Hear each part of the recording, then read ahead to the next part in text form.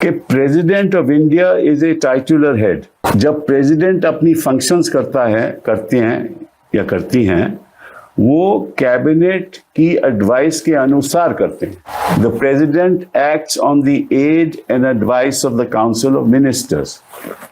The governor of a state acts on the aid and advice of the council of ministers in the state। तो अगर कोई विधेयक पारित होता है तो गवर्नर के पास जाता है। गवर्नर, संविधान ने हक दिया है, गवर्नर कमेंट्स करके वापस भेज सकता है विधेयक को, और फिर अगर दोबारा पास कर दे लेजिस्लेचर, असेंबली पास कर दे, तो गवर्नर को साइन करना पड़ता है, ये संविधान कहती है। गवर्नर ये भी कर सकता है कि कोई विधेयक हो वो प्रेसिडेंट को भेज दे अपने कमेंट्स के साथ कि मुझे ये सही नहीं लगता,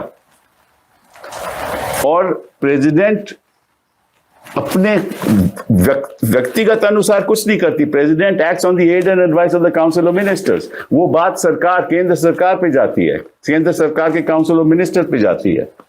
वो एडवाइस करते हैं प्रेसिडेंट को कि क्या करना है। ये प्रेसिडेंट का व्यक्तिगत हक नहीं है, ये धनखड़ जी को मालूम होना चाहिए।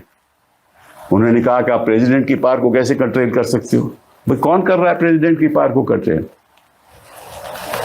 मैं उदाहरण के तौर से आपको बताना चाहता हूं कि गवर्नर के पास विधेयक जाए और वो 2 साल वहां पड़ा रहे, वो अहम विधेयक हो कि जिसकी जनता के प्रति कई चीजें करनी हो, तो गवर्नर क्या बैठ सकता है? 2 साल बैठ सकता है उस मामले में, और कोर्ट को कोई अधिकार नहीं है कुछ करने का।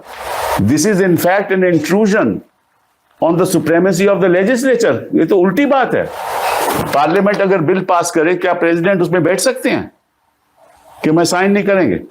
और अगर साइन नहीं करें तो किसी को अधिकार है कि नहीं कि भैया ये ऐसा अहम बिल है, कोई टेररिज्म पे बिल पास हो या किसी और चीज पे बिल पास हो, प्रेसिडेंट ये तो नहीं कह सकता मैं साइन नहीं करते। हाँ, कमेंट्स लेके वापस भेज सकते हैं, दोबारा पास हो, president has to sign. That ये तो संविधान की परंपरा है।